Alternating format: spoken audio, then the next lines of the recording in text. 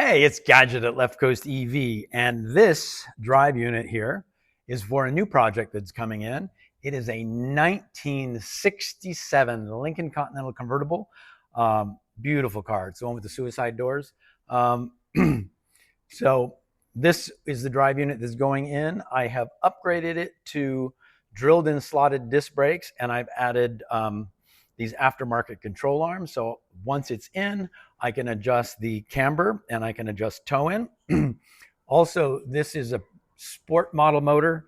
I like to use sports on the large drive unit and high performance on the Model 3. They tend to run a little bit cooler because they're set up to be more efficient. So when you're running your conversion, it means that it's easier to cool, it's easier to manage. But yeah, here it is, ready to go. The car is arriving tomorrow, and we'll put out another video when it gets here so you can see it.